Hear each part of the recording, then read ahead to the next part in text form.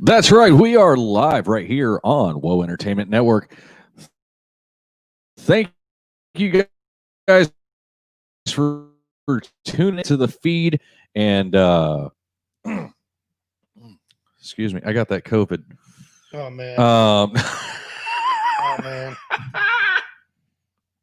He's gonna shoot me already. Make sure you check in. Let us know you're watching, and share the hell out of the show. React, whatever you need to do. Thank you guys so much for tuning in tonight. Hello, Julia. Julia Little Spud Romaine. I hope I say that right. I probably don't. We're going to have her on the show to explain to her. Right, yeah. So while you're, I mean, you know what? I'm going to send this to Will C's group. So, yeah, so make sure you check out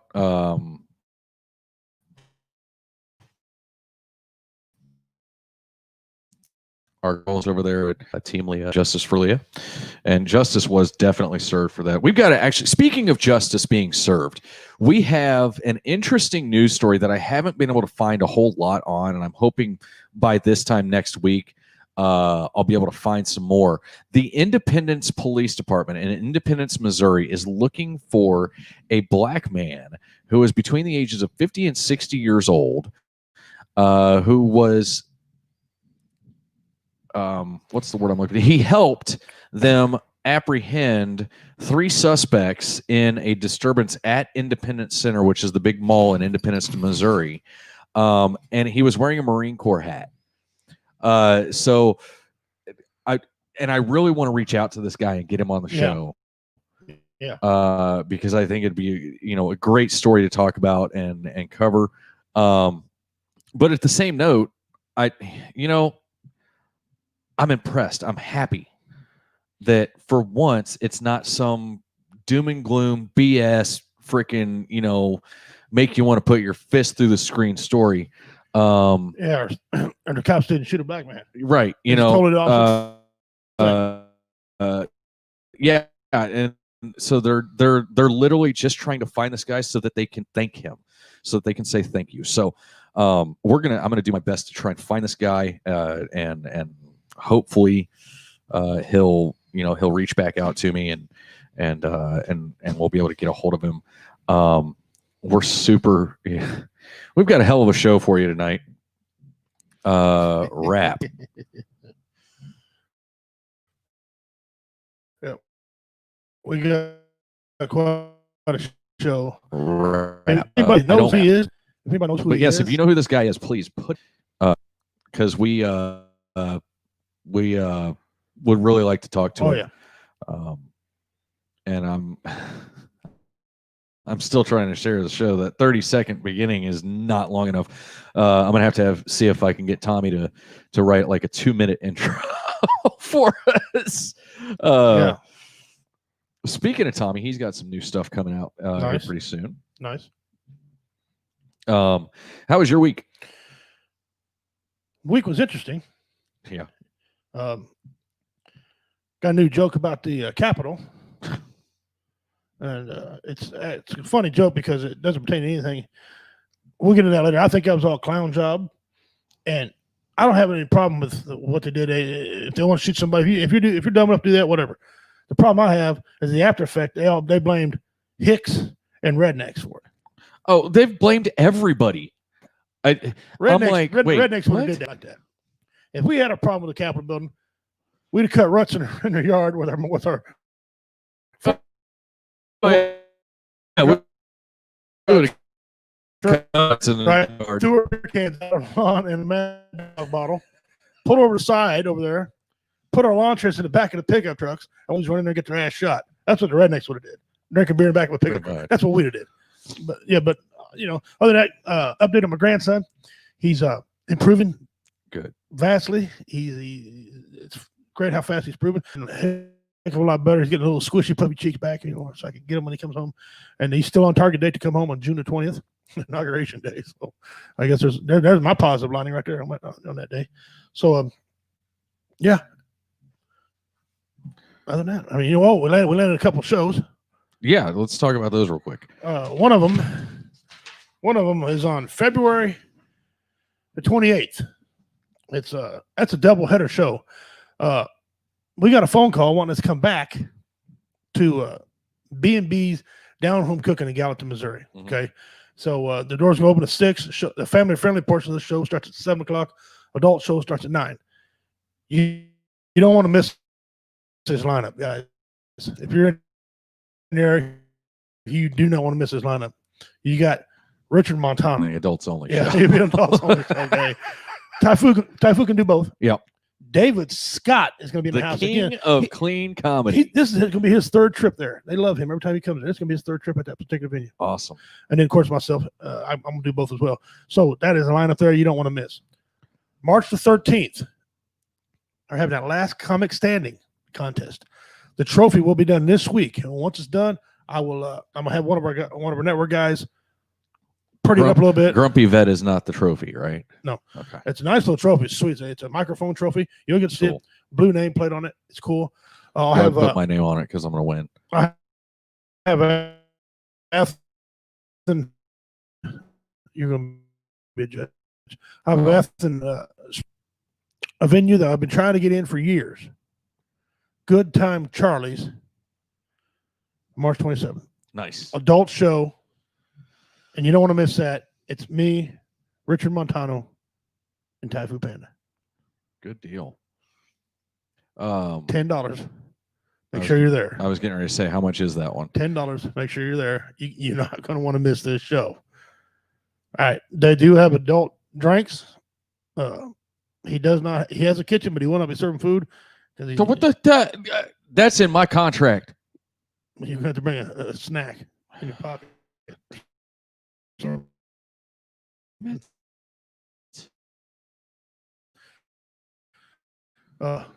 don't miss that, guys. It's a beautiful venue they have. Ed at shows. Sorry about your luck. You just got Biden. Don't like to tell you. So anyway, but that's everything coming up, and you got some other things in the works. So we're starting to pick up, gentlemen. We're starting to pick up, Hell and yes. ladies. Don't forget about the ladies. Yes. So if you guys want to be there, and then we'll talk to Carrie, see if Carrie don't want to do another outdoor venue. Hell yeah, I'd love to do another outdoor show. Those were fun. Yeah, those are great. And so Carrie, if you're listening, pick a date. Yeah. But other than that, And that's by the way, it is Tuesday, Carrie. So, you know. Yep. Hold on. Speaking. Yeah.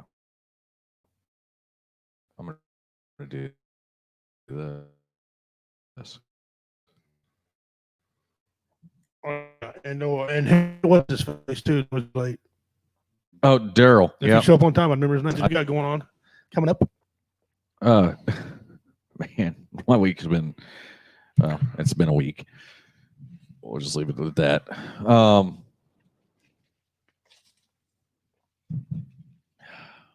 Don't mess with my life's work. That's all I have to say. You know, a lot of people don't know a lot about this network, as well as this show. And so I thought tonight would be a good night to do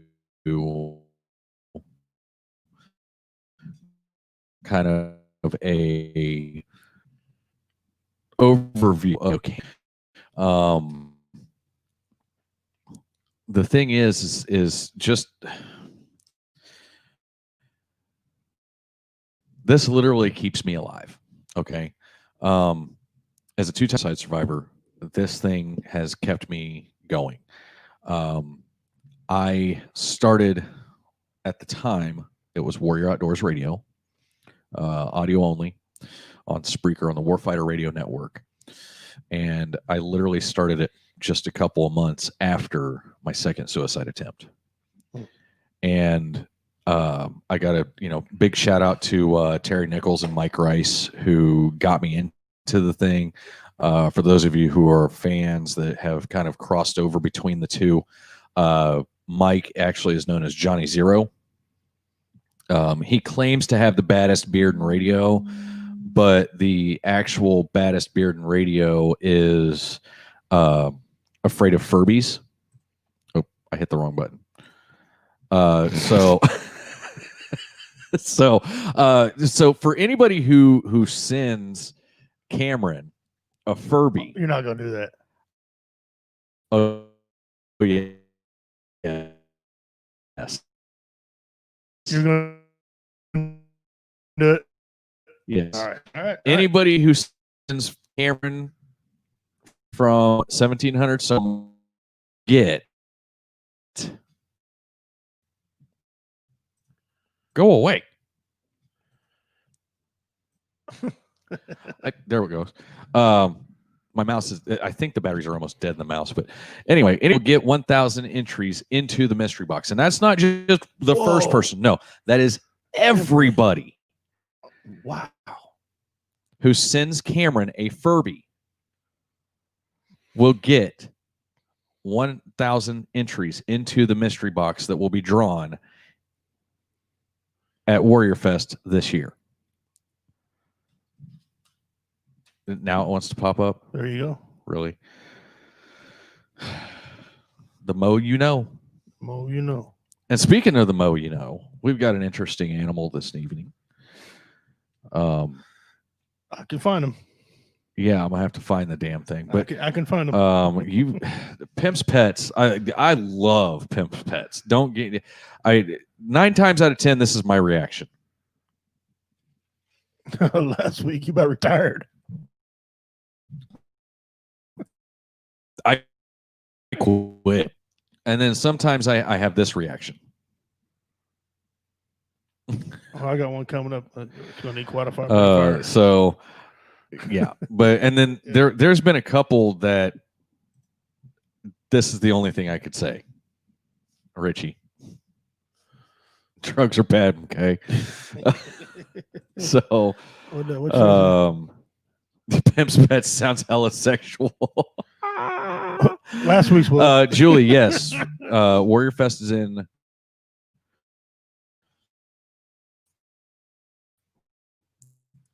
November on November 5th and 6th. 5th and 6th. No. Yes. Yeah, that's right. November 5th and 6th. It will be. We're working on the location now. We're kind of in a war between 2 areas right now, so it's kind of just only war we're really into with is COVID. Well, that too. As soon as we get a break. Well, we're torn going between 2 areas. Yeah. But the only thing we're really fighting right now is COVID. We know we can get the bands put together. We know we can get the comedians put together. It's just this whole COVID crap that's really kind of screwing everything up. So, yeah, we also have a special guest coming on tonight to talk about his new show on. We're gonna have somebody from Down Under, hopefully, coming to Warrior Fest this year. Sweet. Yeah. So,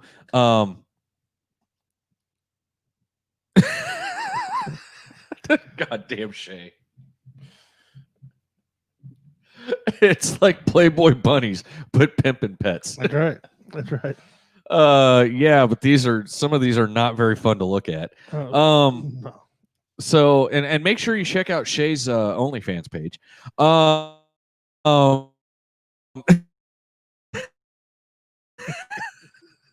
Those you know, Shay's part of the Yeah, Shay's 1700 sometimes. Oh, yeah, No, we love her. We teach her And, she works her ever loving ass off, and so whenever she can get on, she gets on, and whenever she can't, well, you know. Hopefully, we she's can start her working, another so, show. Yeah, we're hoping we can pull her during the week sometime. start another show for her. Mm-hmm. Also, tonight, special guest Mickey Severus, the Harambe keeper himself. That's right. Is going to be starting a new show here on the network on, I think, Thursday nights. That'll start at 7.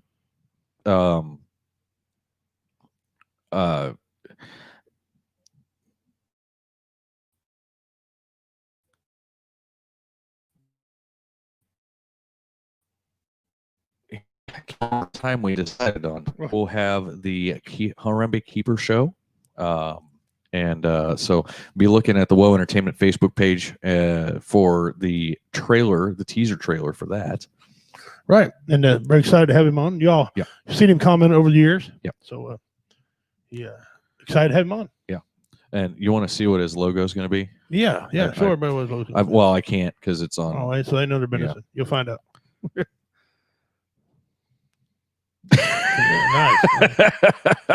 So, Bradley, thank you, brother. Hey, there we go. What's up, Bradley? Thank you. He's one of the Flaw family. Well, thank you, sir. And a huge supporter and longtime fan of the show. Yes. So, I want to cover a few things tonight. Well, people ask Justin all the time, why Woe Entertainment? And, after your second suicide, you came up with it. And tell us a little bit about it and where it came from there. Because it's a common question we hear. A couple common questions. Well, hold on. I'm typing. At least you're doing the typing, not me. Yeah, I do the hunt and peck system. I do. I'm sorry. And if I miss a word, I got to erase the whole sentence. Go back to change it because I don't know how to move. Yeah. It's terrible.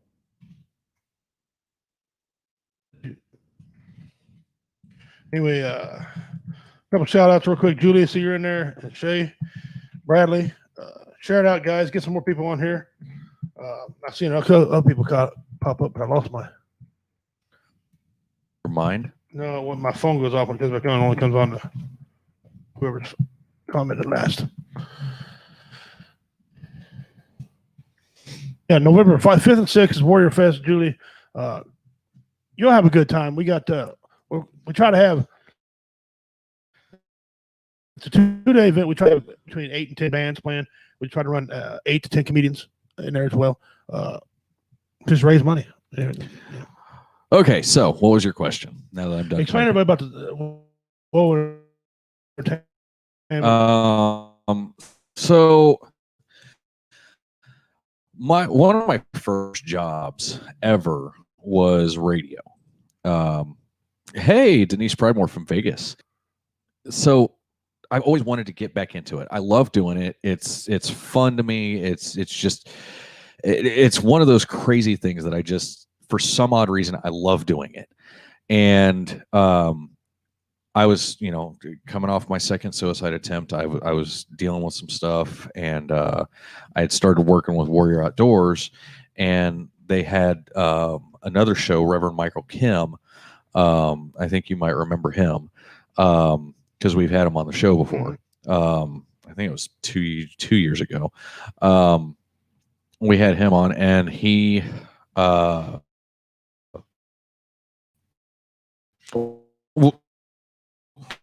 congratulations, new grandson coming for Miss Denise. But anyway, they had me on the show to talk about Warrior Outdoors and the stuff that I was doing there.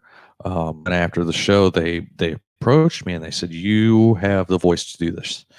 Would you like to do it?" And I said, how? And they're like, "Well, do you have a computer?" I was like, "Yeah." "Do you have a microphone?" "Yeah." "Okay, well, log in here and do a show."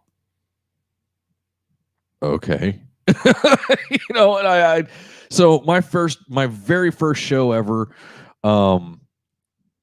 it was back in I don't even remember, and it was like basically straight from the hip. Like, I had no planning whatsoever into it. I didn't know what the hell I was doing. I just went with it. And it seemed like for some reason it took hold and it started to build momentum. And then I realized, okay, I need to do a little bit of planning and yada, yada, yada. So I started doing that. And that was the advent of Warrior Outdoors Radio. Later on, I gained a co-host shortly after that, Mr. Dustin Luther Wilkes. He was a runner-up on Nashville Star. He is a recording singer-songwriter from Atlanta, Georgia. and he helped me develop the Whoa Radio brand. And we started working on that. And I had, in between there, I had Trucker James on with me. I had my brother Brandon on with me. I had another friend of mine on with me. I literally, this guy right here is co-host number 6. Now, I don't know if that's saying something about me as a host or just the fact that he was the final one. We went from Warfighter Radio Network. We went over to VRS, and we made the jump from audio to video on VRS. That very first show out the gate on video, we had 900 views the very first week we popped in, and from there it's just grown and grown and grown, between the stuff that Richie's done for us, the stuff that Carl's done for us, the stuff that everybody that's been involved with this crazy ass thing called Whoa Entertainment, BV Nation. BV Nation.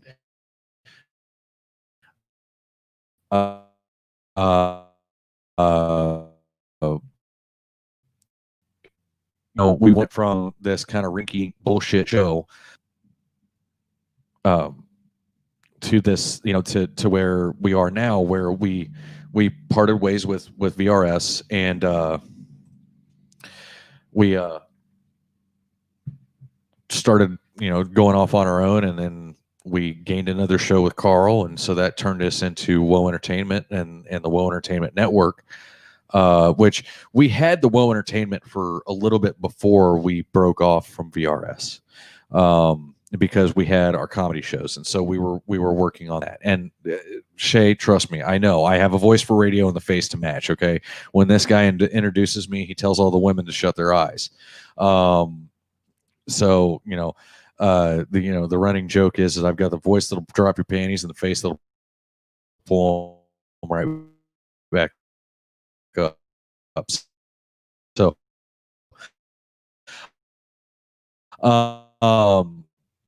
and I live that. I wholeheartedly believe in it. So, just cover up camera and listen to the sound of my voice. Anyway, so and Richie's been there through a lot of stuff for me, where I've just I've almost hung up my hat I don't know how many times, and almost taken hung up the glasses and just said, you know what, I'm done, and it wasn't for anything in my head, and now we've developed this crazy ass family that we call the Whoa Entertainment Network, and Shay's part of that, and Athen, and Dave's not here, man.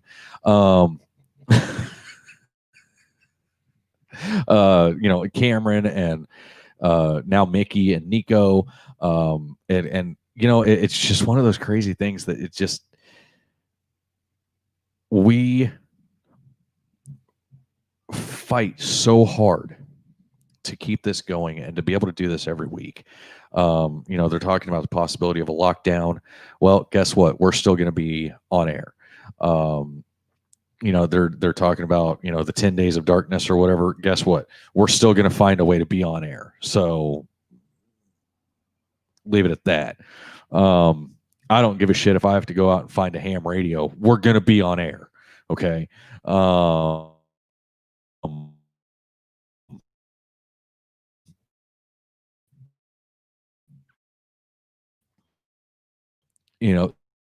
So it's one of those things that, it literally has saved my life. We were about to hang our hats up back after we went video, and we just, we both were kind of in that funk of, well, we're really not doing what we want, what we started this show to do. And Stan Moore, happened. And we've had several others where, several other shows where stuff like that has happened. And so it's one of those things where we continue on because of those instances. Also, before I forget, if you want a Warrior Fest 2020 shirt, we have those for sale.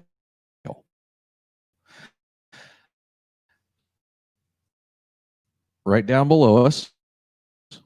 Okay, they're $15 right down below us. Send the payment there, right here. In I think you can put like a comment or a memo or whatever with your payment.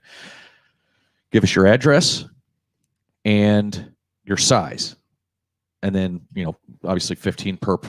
So the front of it is that right there, and that be the back.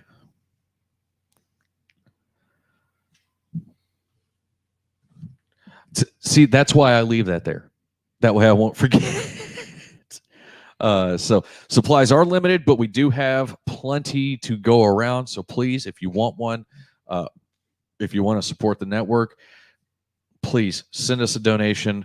We're asking a minimum of $15 for them, and we'll send you your shirt as a way of us saying thank you.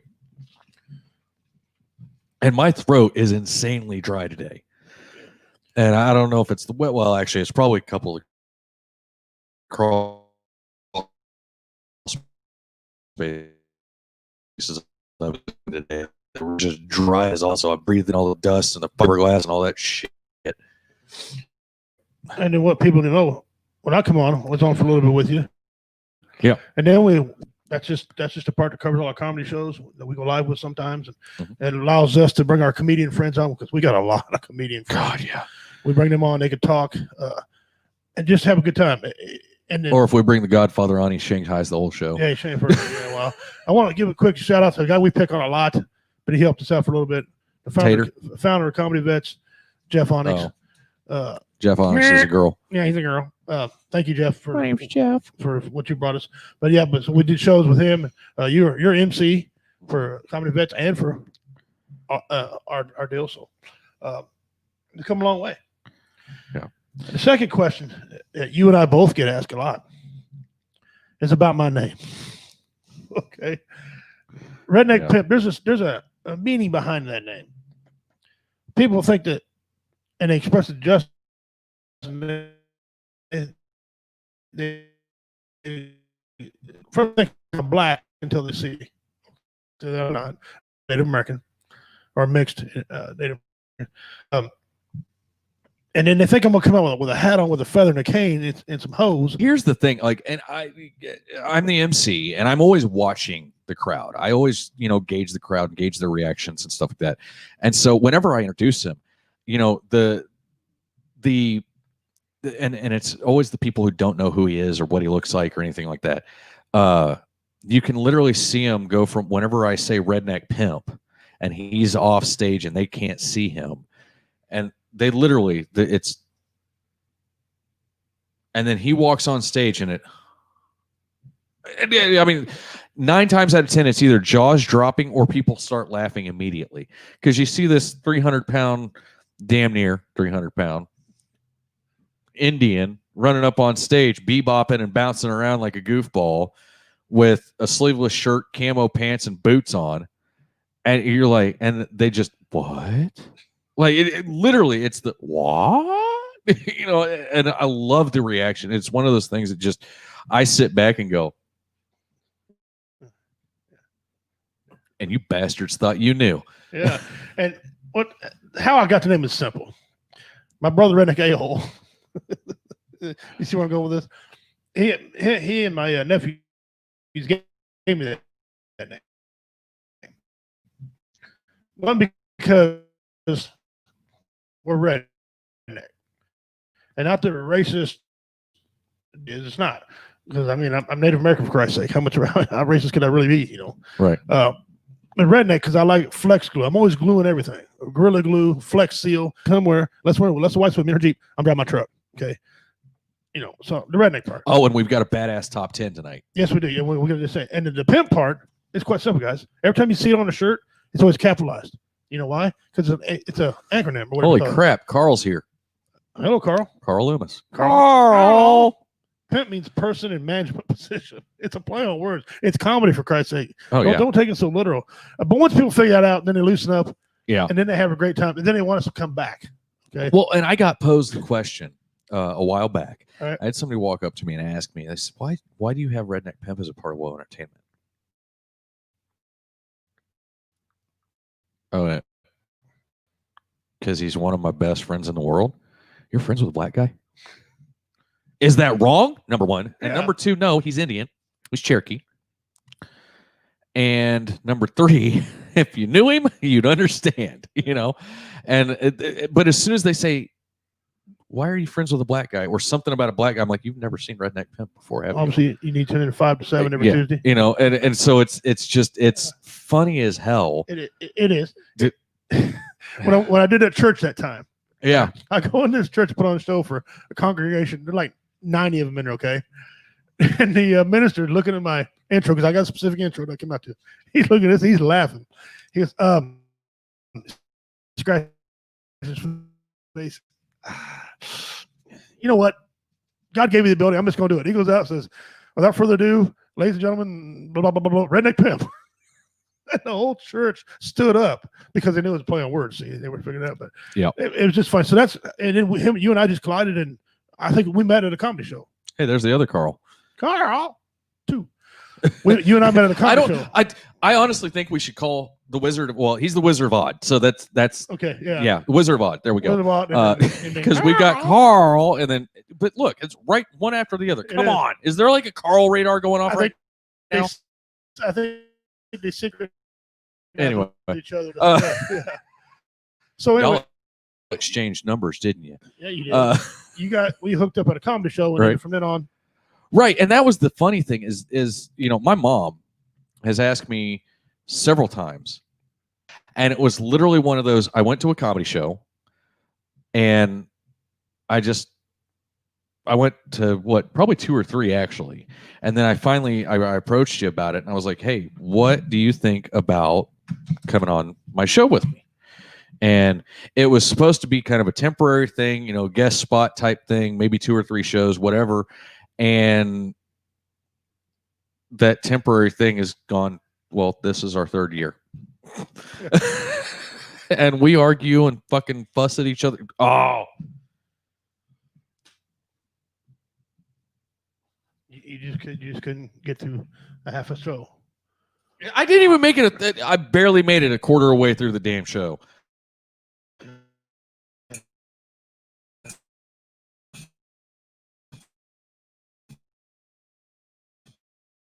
There you go. So we argue and fuss at each other. Oh, what's Julie say here? It just popped up. I had a homeless guy tell me I'm racist one time, and I burst out laughing. I abruptly told him that was hilarious because my sons are indigenous. Now, see, she's from Australia, so hers would be like Aborigine. Yeah. Or is it? Yeah. I mean, technically, we're indigenous. I hate that word. But here's the thing. All it means is we are the native people. It's just a $500 word. I can't spell it.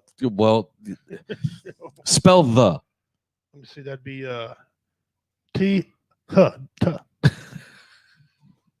But anyway, so I mean, you don't like it because you can't spell it. But Well, it's just dumb, and that's not what we are. We're you know, like some of us. well, that's But but the thing is that's what we are. Right. Is we are the indigenous people of we're Native American. Yeah.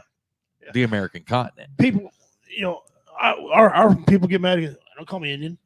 Call me Indian. I don't care if you call me Indian. I don't care. Like the Washington Redskins, for example, they got offended about being Redskin. We are. Have you took a good look? Yeah. Well, Yeah, I'm pretty pasty right now, but come summer, you can ask him. I turn about the color of this hat.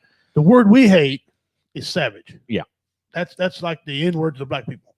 We don't like savage. That's just That and You know. being called Pocahontas. yeah. Elizabeth Warren. I- I don't like that either.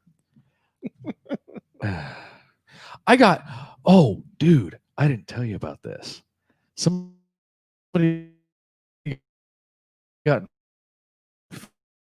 offended by my hat today Yeah. Why? because I don't look native. 10 and a half, blonde hair, blue eyed. Yeah. I look like a post. I mean, I'm sorry, but come summer, because I'm very, like, right now I'm pretty pasty. I mean, I don't know. Do you think I'm pretty pasty right now? No, you still got that pigment. You got that red hue. But yeah, it's come whiter. summer, I turn bright red. So it's But that's Yeah. also because I'm always outside, so it helps. But I don't, but then again, I'm also one of those weird people. I don't take offense to much. I don't care. You can call me pretty much any name in the book. Just don't call me a thief or a liar, and don't lie about me. Yeah. Like that's really my 3 rules in life, aside from don't mess with my family or my money. Now, if I screw with my, I say 3 there, and it's all from me. Whatever, that's my fault. But if somebody comes up and starts screwing with my paycheck, I take a little bit of an offense with that. A little bit, yeah. And God forbid you mess with my family. Carl's been called Mexican. Well, I Carl, can see that though. Look at his profile picture. Yeah. Kind of looks like. I've There we looked, go. I've looked on his Wait. Rio Grande. It's freaking January and she's mowing the lawn. Who's mowing the lawn? Julie. Oh.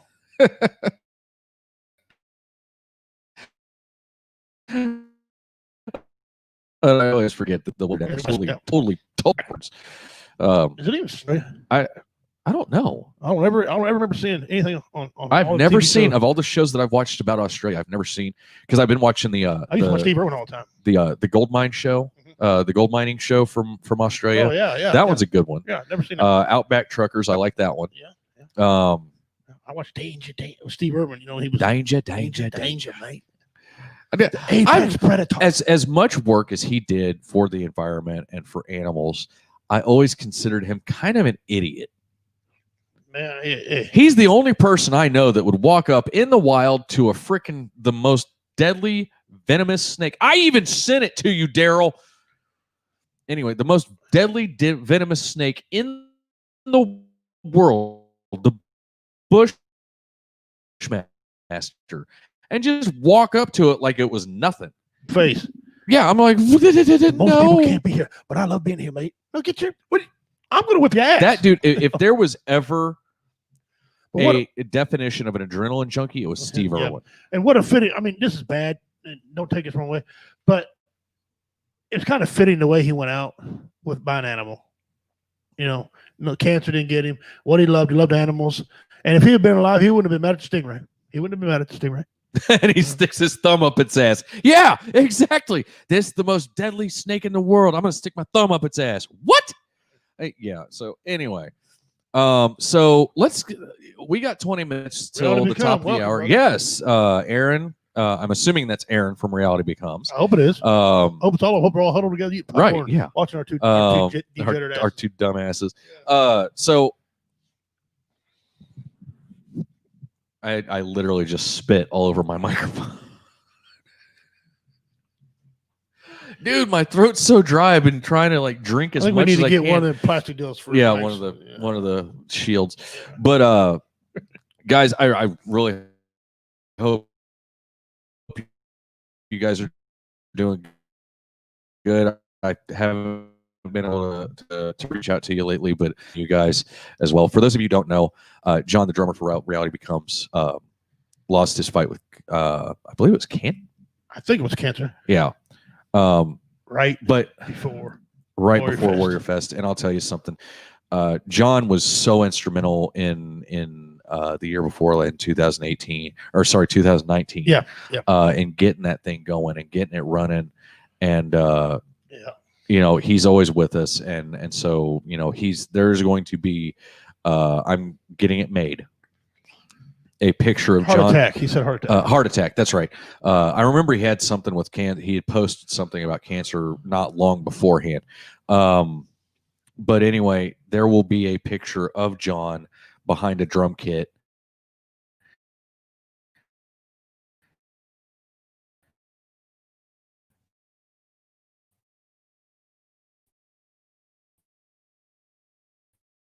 At Warrior from and Warrior Fest ends.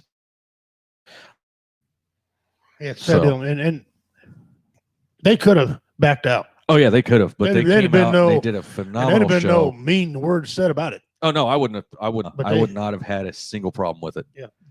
No, not a problem. All right, you want to get into Yeah. So our top 10 tonight. Hell yeah, dude. Dude, please reach out to us. I think you still have my number, so please shoot me a not text. you got mine. You're still in the WordFest chat, I think. Yeah. And let us know. Internet in the building. I don't know what's going on. It's being My phone ain't using internet. It's been freezing up too. yeah.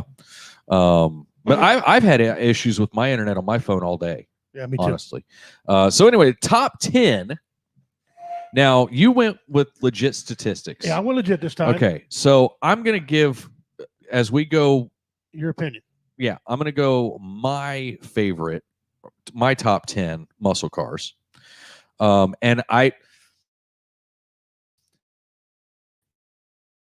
it pains me to say this, y'all. Ford made it on my list. Not once. Not twice. Oh, I can promise you one of them should be So what? Fairlane. Nope. Oh, The Fairlane is not in my top 10. It's in my top 20, Oh. but it's not in my top 10. That made some badass ones there. It Oh, wow. got inched out by 2. Oh, here we go. Anyway, go ahead. Legit first, and then you good. Yep. All right. On the legit top 10, and I got my top 10 Number from 10. Auto Express. These are the top 10 best muscle cars. Okay. Number 10, 1971 Plymouth Hemi Cuda. Oh. The Hemi Cuda. 1971. Okay, my number 10 is the 63 and a half Mustang. And Is now, that the fastback or is that year production square? Okay, the Mustang. square body? That is the very first year they ever produced the Mustang. It was All are badass because Oh, it's yeah. got a special they car were to beat them. great. All right, number 9. Okay, that's a good pick. All right, here number 9. Number 9 is the 2015 Dodge Challenger Hellcat. But that's not a freaking muscle car. No, when you think muscle, it's got to be older. It's old muscle car, I'm going off the list. not modern car. Muscle car, That's what's a Hellcat. old carbureted freaking monster. Yeah, no, Exactly. Not fuel injected. You start it up and it's got that lopey camera. Wobble, wobble, wobble. Yeah. I guess this does. It's The ugly. 72 Stingray. One of 2 Okay. Corvettes that made my list. Okay. You got 2. Go figure. Have a Chevrolet make your list. Yeah. I don't like vets. And you Number know 8, this. 1964 Ford Fairlane Thunderbolt. Not Thunderbird. Thunder. And those are luxurious. We're on number 8.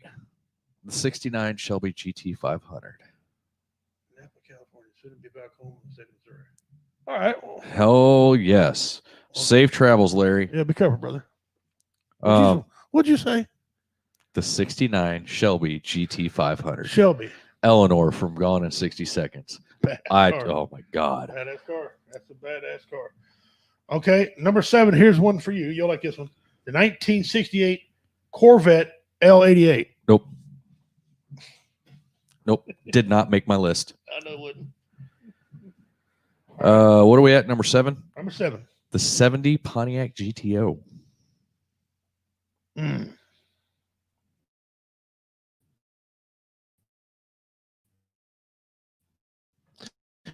That's a hard one to beat, man. 69.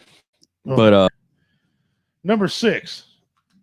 1965 Shelby Mustang GT 350 new. ooh. That's the one where that's the Mustang they say used to lift up off the ground. Yeah. It like hovered. Yeah. It was They just nuts. take off. This is probably the oldest car on either of these 2 lists. The 1942 Ford Willys Coupe. Willys Coupe. Willys Coupe. That's a good car. That's a good pick. I know it is. I picked it. Okay. The 1949, or number 5, 1949 Oldsmobile Rocket 88. Ooh, the Rocket 88. Now, if you know anything about the Oldsmobile 88 series, they're all reliable or fast. Okay. Uncle had a Delta. And damn near bulletproof. Yeah, Uncle had a Delta. He drove the piss out of it and then he turned it into a Derby car. Yeah. And it probably didn't die at the Derby either. No, he did well. I've got 72 Nova S. Nova Fat. That's my number 5. Okay. Number 4, 1967 Chevy Camaro Z28 version. Ooh. It's funny because this is number 4. I've got a Camaro number 4 slot as well, but it's the 1970 Camaro SS. Camaro SS. Okay. It's just a pretty, like, and it's not so much as maybe, okay, this one I didn't really pick it at number 4 because of the motor or the speed. It's the body line. Born in the wrong era for cars, period. Yeah, me too. Like, I don't like cars, I love those old, just sleek body lines. Love them. Which will bring me to my number 3. Number 3. 1970 Plymouth Roadrunner Superbird. You can't get much better than that, bro. The 55 Corvette. I told you there was 2 vets on this. The original, that's not the first. That was the first year production Corvette. The split window. Split window. That's what I was front. Yeah. It's not because it's super fast, and it's nothing other than the fact that car is so beautiful running down the road. Oh my God. Hold on.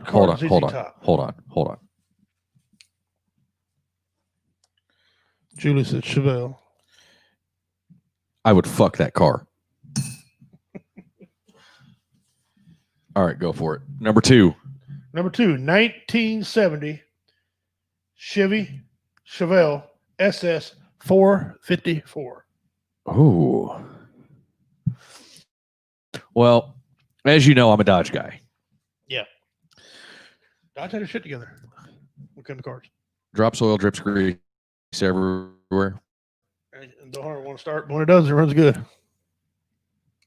1970 Dodge Charger. That is a beautiful car.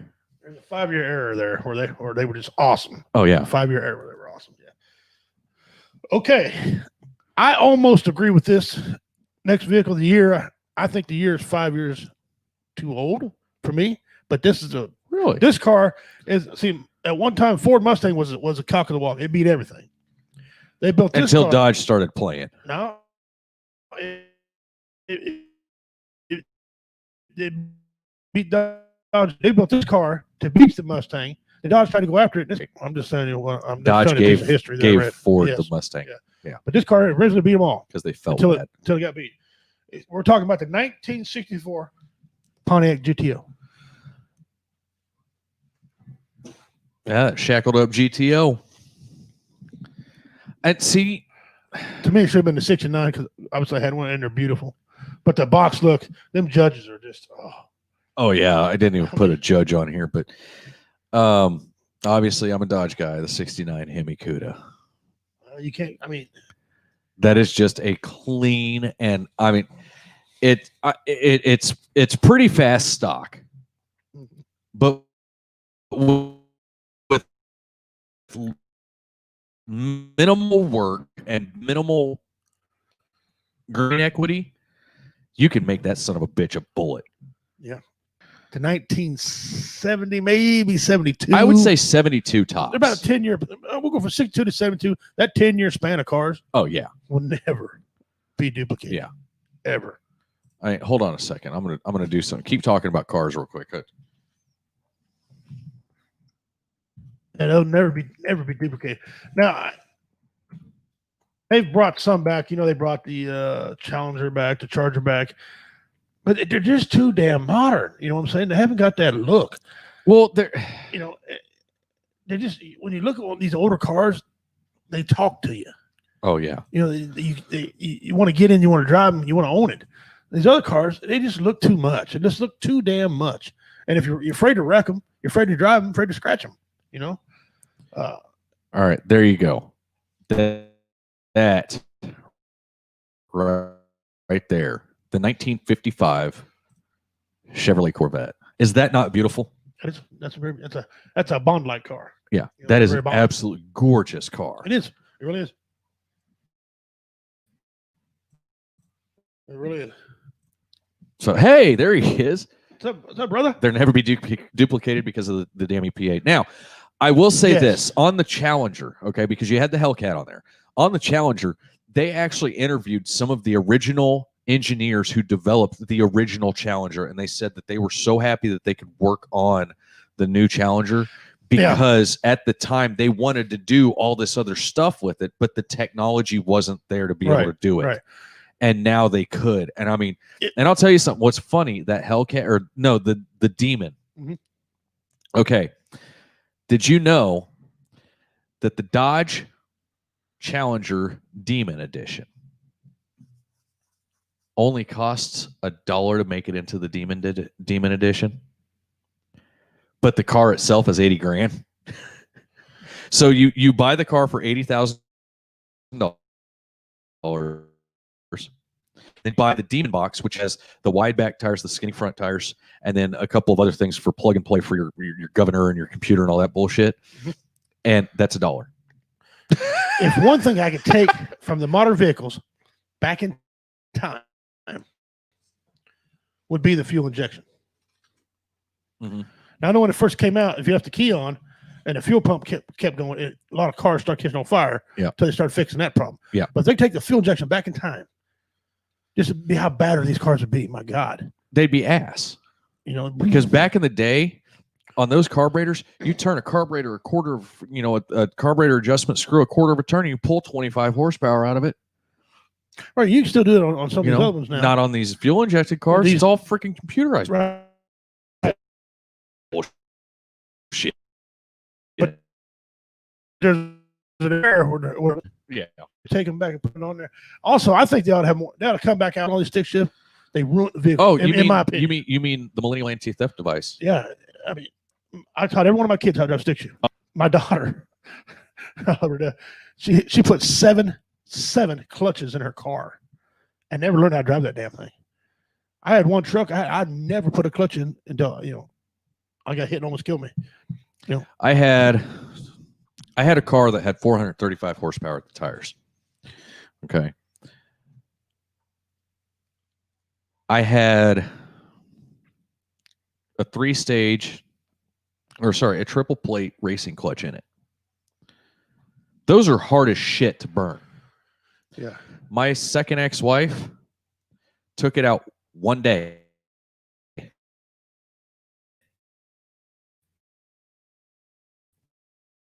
And burnt clutch. I just had my 1960. I wanted a woman drive it. I'm not being male chauvinist. Just a woman drove it and she wrecked the damn thing. So, I mean, I cried. Yeah. But anyway. So that's a top 10 for today. Not a inspirational conversation over that top 10. Well, and that's the thing. I love, me, I'm a car guy. I love cars. It really does pain me that I put 3 Fords on that list. I'm not a Ford car fan. You know how I am with a truck, though. I swear by the F-150. But the cars, the worst thing that the Ford, and you can't lie. Now, you can't say that's wrong. Ford has sold more cars than any other company. Because they've been around longer than most. The Model A and the Model T have absolutely. Because they've been around longer than most. They just sold the shit. But I won't own one. I would love to have an old Model A or an old Model T. What's that song we seen in the Marine Corps? Model A. Yeah, Model A Ford. Yeah. Yeah, that'd be cool. But I might do one, Julie, on motorcycles. Yeah, I'm a big fan of motorcycles. I just don't like crotch rockets anymore. There's a difference. I mean, my dream bike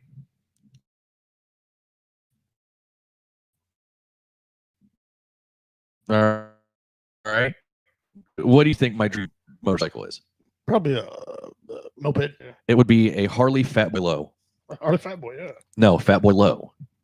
Not just a Fat Boy Low. They sit lower to the ground. They're just like, they're such a lean back and chill bike. I love them. You won't ever see a Chevy tractor. Yeah, but you can find a Lamborghini tractor. What now, Daryl? Who's the smart guy? Anyway. And that Lamborghini it's still in a Chevy. No. But and Ford made a lot of money making tractors. Yeah, they did. My grandfather had one. Josh Kaiser agrees with me. He didn't like cross rockets either. Yeah, high tech. Yeah, I'm a four-wheeler type guy. Probably won't go fast, Daryl. But for those of you who didn't know, Lamborghini got his start making tractors. Yeah, that is bona fide. And Enzo Ferrari made fun of him whenever he broke into the car world. My favorite bike is a 1937 Ridge Ulster. Hope I said that right. Ridge Ulster. Never seen one. I have to look that up. She put it on twice. All right, come on twice.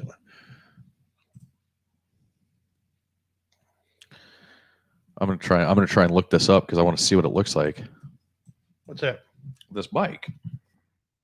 Oh, the 1937 Ridge Ulster. Found it. Ooh.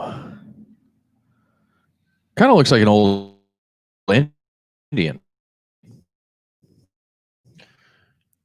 Or an old Harley. Like right there, that one looks like an old Harley. Old German bike. Mm-hmm. Probably what it is. Ulster. That might be a German name. I don't know.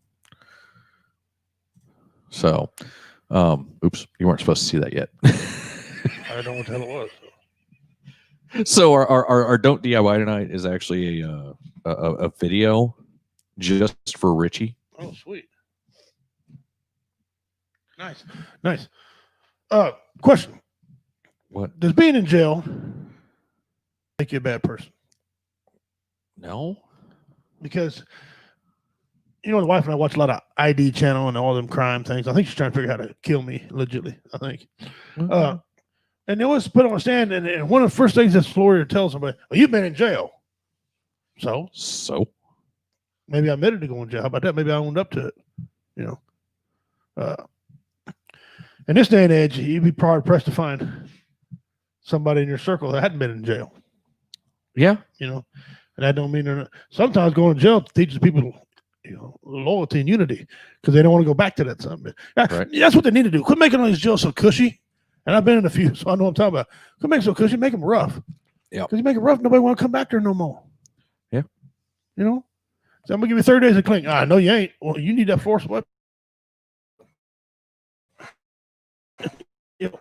Judge, I'll clean the courthouse, whatever. But it depends why you're in jail. I do agree with that. Yeah. But if you've just, Joe Schmo citizen, whatever. If you're just if you're fighting and you're just a hellion, you're not killing nobody, robbing, you're a bad person. Robbing, raping, or child molestation. Yeah. And still checks more ladies.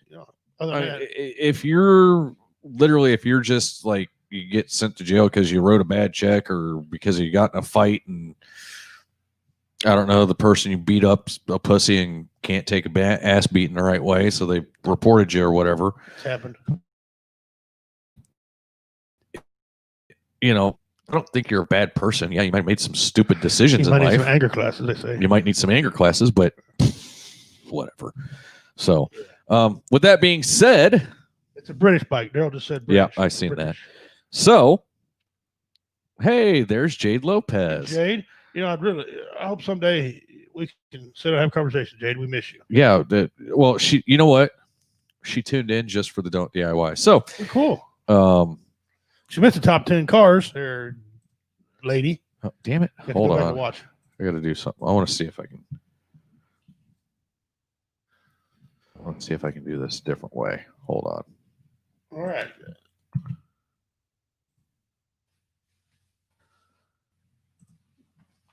How you doing, Adam? We'll get ready here. Yeah, I'm trying to get the ad to go away real quick. Yeah, because they ain't paying us. We ain't sponsored. Yeah. Okay. Now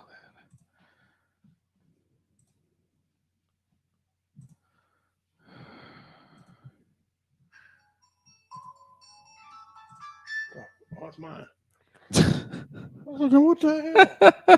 I thought Jeff snuck in by us back in the office messing around. Okay, so here is your don't DIY. What is this? They were making this amazing 1 minute microwave cookie. This is not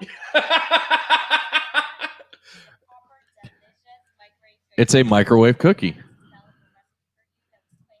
amazing. Once you try this, you'll always be making 1 minute chocolate chip cookies. Okay, so we're gonna start out with some good old butter, which we're gonna melt in the microwave. To this, we're gonna add some brown sugar and a dash of milk, which you'll see in a moment. I do not like to add eggs to any of my microwave recipes. You know this. Eggs in the microwave usually become rubbery. I don't like to eat rubber. Not on my channel, okay? So we're gonna substitute the eggs with a dash of milk. If you're new to my channel, hello there, welcome. Make sure to subscribe. And I'm sorry for the kind of like I've gone ahead and added dry ingredients, which is flour, baking soda, and salt. You want to mix these to the temperature. Now I'm using chocolate chip today. I'm watching your face. Chocolate chips, whatever you like. You're going to fold these into the dough, and then you're going to bring the dough together with your hands and shape it into the form of a ball. Into a cookie. Place it onto some parchment paper and we're dropping Parchment paper. done. Okay. We're ready to microwave this. Now I'm going to speed up the video, but I do want to mention two important things. You're going to cook your cookie for exactly 1 minute. However, every microwave is different, so just know that your cookie could take between 1 minute and 1 minute and 15 seconds. The second most important thing to know is to not overcook your cookie. Your cookie should come out of the microwave. So let this cool for about 5 minutes. Otherwise, it's going to be too hot to handle. Love warm soft baked cookies. You have to try this. It's really delicious and satisfying. Make this for late night craving after school, after work. Have this with ice cream. You'll love it.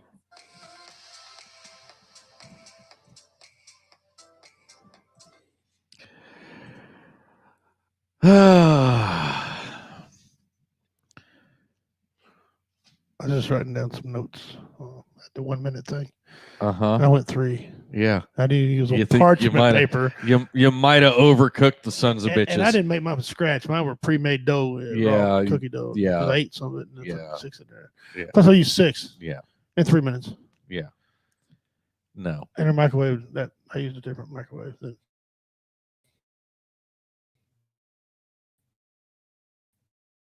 Yeah, but there you have it. The proper way to make cookies in a microwave and not cost yourself $52,000. Not that I'm staring at anybody, Richie, because I don't know anybody that's ever done that, Richie. Yeah.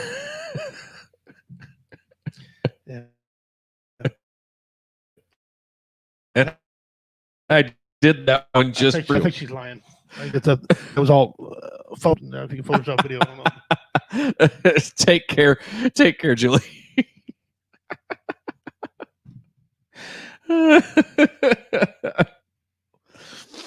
Cookie had tannerite in them.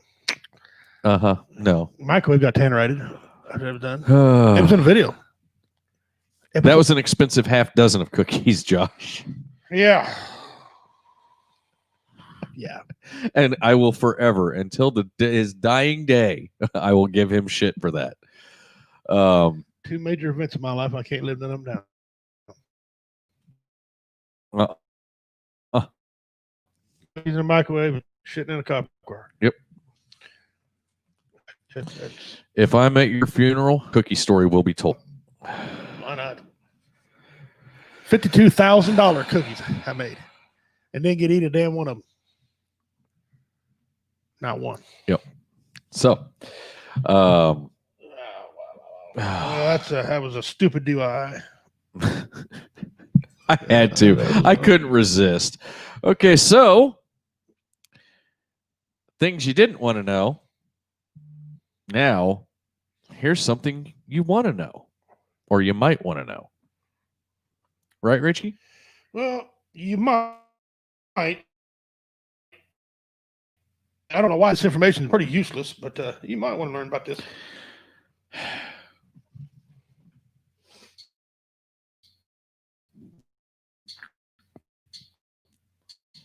Are you not ready? I was on that you did.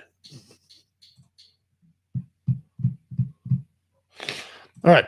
This today's Pimp's Pet was brought to you by Justin and I. Okay. It's called the Blue Sea Slug. Blue Sea Slug. Take a piece of your eyeballs on this thing. It's really kind of cool looking. It is. It looks like a damn drone. Would you say it looked like you? It almost looks like an angelfish. Yeah, an angelfish. I think it's this picture right here, where it kind of looks like an angelfish. Yeah. All right. These sea slugs are pelagic. They float upside down. Do what? Yeah, they float upside down Okay. by using the surface tension of the water to stay up, where they are carried along by the winds of the ocean currents. So these things ain't very. I mean, they're little. The blue side of their body faces upwards, blending in with the blue water. The silver Okay. gray side of it's facing downwards, underwater. Huh. Can we eat them? The slug stores stinging pneumotoxic from the I don't know, there's about 5 words I ain't saying, with their own tissues for defense mechanism. So basically, they can sting you or they can rub up against you. Kind of like a jellyfish. Yeah, it's against different predators. Humans handling the slug may receive a very painful and potentially dangerous sting. I've never ever in my life. Daryl, is that a blown up look at a gallstone? It might be a maturity.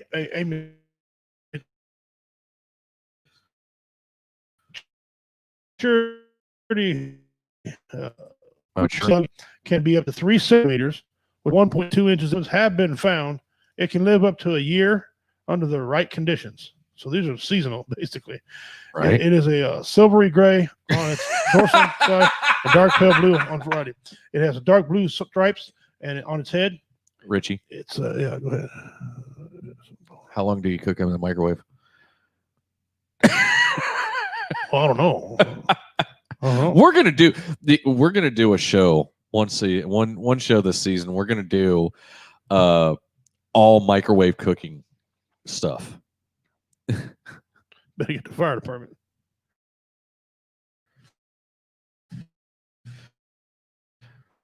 No, because I'm gonna do the right way to do it. I see. It has a dark blue stripes on its head. It has a flat tampering body with 6 appendages. Soteria, also known as papillae, extend laterally from the different pairs of the punctacles. Wow, I wonder how a punticle is, but okay. All right, they're placed using a single rows and spaced, and maybe up to 84 inches total if you take them all and add them all up. So that's your.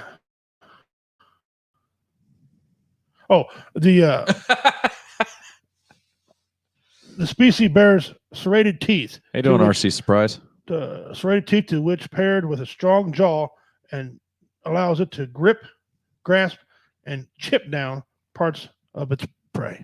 So it just kind of gnaws at you and chips at you. So there you go. The mo, Blue Sea Slug.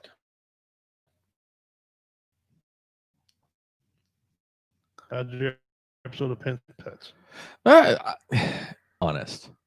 I thought at first, I will not lie, when he first pitched it, I was like, this is going to be dumb. But I don't know what's more entertaining. The animals that he finds or listen to him stumble through the $500 words Yeah, that's what he's trying to that do. are in that Crap. sumbitch. Yeah. But don't forget, if you can send Cameron Bates of 1700 somewhere a Furby, and everybody who does this will get 1,000 entries into the mystery box. 1,000. That's 3 behind 1. 1,000 entries each year. The winner had well over 5,000. Yes. Yes.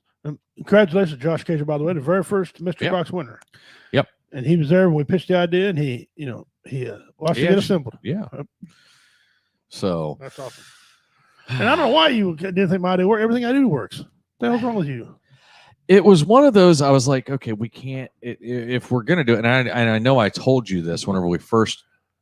No, not per Furby, per person. Per person. Yeah, easy. Damn, you already won one. He wants another. So anyway, so yeah, Cameron hates him. That's the backstory. behind yeah. it. Basically, Cameron has a justifiably irrational phobia of Furbies. And he shared this on Sunday night's episode of 1700 somewhere. And so now anybody who sends him a Furby gets 1,000 entries. But I've got to see proof that it made it to Cameron. You'll know. You'll know. Oh, yeah, because you can make it, tracking and all that stuff. He'll let you know. Oh, yeah. Yeah, Cameron's going to kick me square in the dick at Warrior Fest. I already know it. But anyway. Yeah. I still haven't figured out what Shay's afraid of or anybody else at the network, so I can't really screw with them yet. Dude, I'm scared of a diet. Send Richie diet books, and I'll give you 100 entries into the mystery box. Yeah, I'm already on those. Per book. Anyway. So, oh, man. The shenanigans. Shenanigans. I love shenanigans.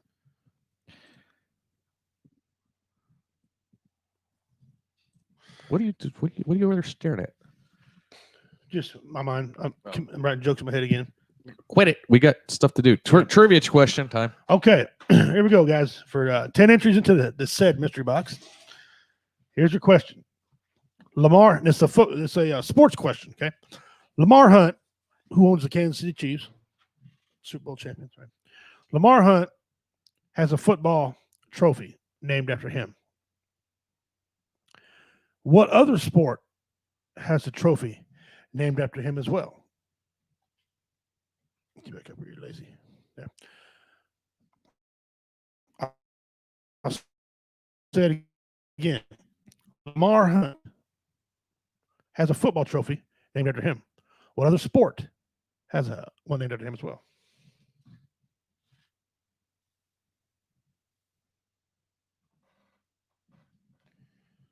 Shay's afraid of a drunk, horny Athen.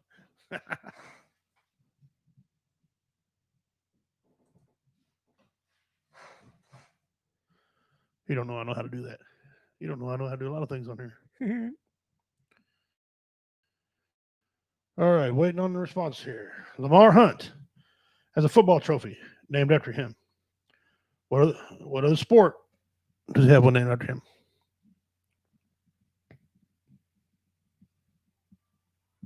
Give me a minute and I'll give you a hint. He owned this other team.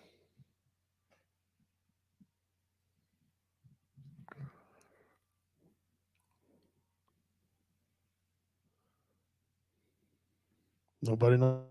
We're looking it up. We're waiting patiently. Let's go ahead and while you're doing that.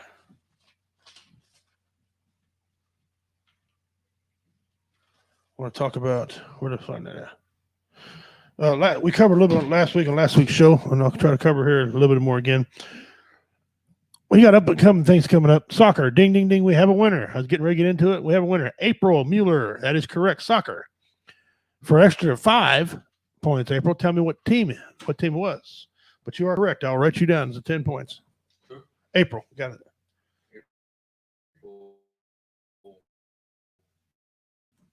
April Mueller. And I said for another 5, tell me what team you owned. What soccer team you owned. Yeah. A lot of people don't know that he owned a soccer team and the Kansas City. He used to own the Wizards, I believe. Or Monarchs. Oh, Monarchs is basketball or baseball team, yeah. So like I said, every year we do the mystery box and we give away Waterfest. And Justin and I set our lineup at the beginning of the year. We got some special people going to come on, and I'm waiting for Mickey. And somebody said Mickey. Yeah, I haven't heard from him yet. He's supposed to be jumping in. All right.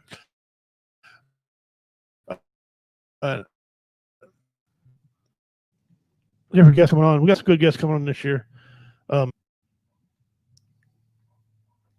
As y'all know, you've seen some people storm the state capitol. And while we don't make you talk about that, I got to tell y'all something. That was dumb. That was dumb. And don't believe who they tell you was involved in that until you see actual evidence. Yep. Because you got police resigning. Okay, you got police resigning. Police commit. Police. Some died. There's reports that nobody died. There's reports 5 people High tech. died now. Everybody is afraid of drunk, horny Ethan. Yeah. They said nobody's died, and they say people have died. A female veteran died. She was unarmed. 4 people have died She was unarmed, and she got shot. by the cops. How'd that happen? Now, understand something. Gentleman is in there. Right. So, I mean, I don't know how to feel about that. Do I feel outraged that she got shot when she didn't have a gun? Yes. Yes. Were they supposed to be in there? Don't know. They said some of them now are saying they were let in. Now there's evidence that they were let in. Well, here's So the I- here's the thing. This is all fucked up. Here's the thing. Okay, Oh, if man, you I know want a quarter. anything about, if you know anything about the Capitol building, all of the government buildings in I would tell for last DC. week. I'll just put- DC, they're effing fortresses. You Okay, can't get into these things. No. so and even though you can like go in and tour the White House or the Capitol, it's a very defined. Yes. Okay, so I'll give her 5 more. But it's a very defined area as to where you can go. Okay. You can't go onto the Senate or the House floor. Now, there's a gallery up above that you can go into and view. You're looking down on them, Right. or on the floor. Normally, I don't think you can actually go in there whenever they're in session. But anyway, in order to have achieved what was achieved, they were let in. Period. Right. I'm sorry that there's no question asked. Don't make Somebody no let mistake. them in. It's a public building. We have right to go in there. We sure do. It says right in the Constitution. But for security's But sake, when we they're don't in go to session, certain areas. No, and it wasn't time to be in there. But this deal's all messed up. And now they're talking about because of this, every state in America, all 50 states, all their capital is going to be overrun around inauguration time. Here's my thoughts on that. That's ignorant. Yeah. There's nothing we do. If They're talking Trump about lost, locking down Trump DC lost. also. Trump lost. There's a question if we lost it fairly or if we didn't lose it fairly. Whatever. We got to move on. All I'm going to tell you is these next 4 years, guys, hold on. Yeah. Hold on. And hold your children so they ain't going to get sniffed. Okay. Hold on. Your kids. Hold on to your money. Hold Is on. it bad that my kids call him Sniffy Joe? No, because that's a Okay. proper name. That's a proper name. I got one. B walked up to me the other day. Walked up to Show Wife the other day. Goes, Mom, is Sniffy Joe going to be president? And she goes, well, yeah. He goes, oh man. And he just turned around and walked off. He's 5. I got a grandson who sits with me. We tell stories. So every night, he tells a couple, I tell a couple. That's our traditional thing we do. I look at my phone and I seen a meme where it had Joe Biden sniffing Nancy Pelosi, and his face turned green. He said, "You smell like piss and being gay." Okay, So old crow. so my grandson, Papa, what's that mean? I said, she smells like piss because she's old, smells like being gay because her joints ain't bad. He goes, and he's gonna be the president? Yeah. What if he sniffs me? I said, if he sniffs you, you have my full throat to his ass. Okay. He goes, why does he sniff people? Because he's a weirdo. Creepy old fucker. He's a weirdo. So when you got kids in this country thinking the man's a weirdo, okay, we're in trouble. But I mean, that being said, look, nobody here at Woe Entertainment, we're not going to tip over cars. We're not going to riot. We're not going to let. We're better than that. Trump lost. Trump lost. Okay, let's move on. Because we ain't gonna have time to be doing that. Because now everybody's gonna have to get freaking jobs to work. His people. Because now we're gonna have any room for the free shit. Because that's gonna be taken up. Yep. So that's why I'm starting my own country where there is no free stuff. If you want it, you work for it. There is no parties, and the only rule in it, you work for it. That's a good rule. Good rule. You want to have a very big population. I don't care. Rule. It's a good rule.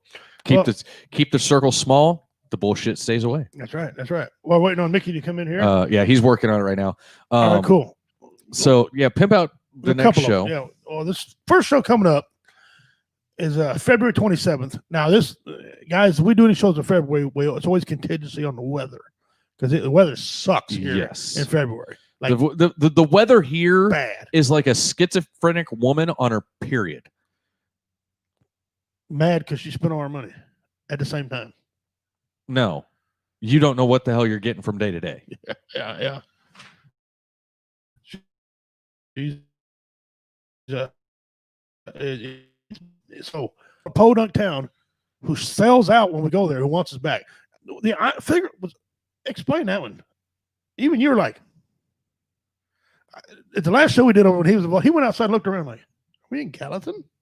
Walked back inside. A town of 1,800 people. Okay, good folks. Good folks. A town of 1,800 people. I feel like Donald Trump doing this, but anyway, a town of 1,800 people packed out a venue for us.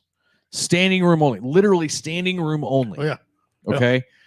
We come here to a venue approximately the same size, a town 10 times, almost, I guess it'd be technically 5 times that size because it's almost 2,000. There's like 10,000 people here. Yeah. Anyway. And we can't get 35 people into a restaurant. Barely get 25, barely get 20. Yeah.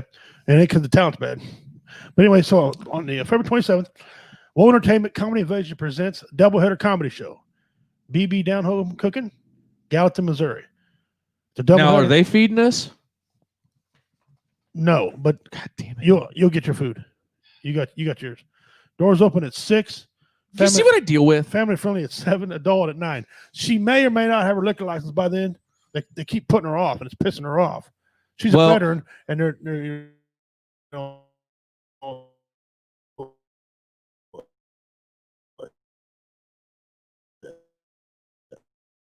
Here's something about it right now.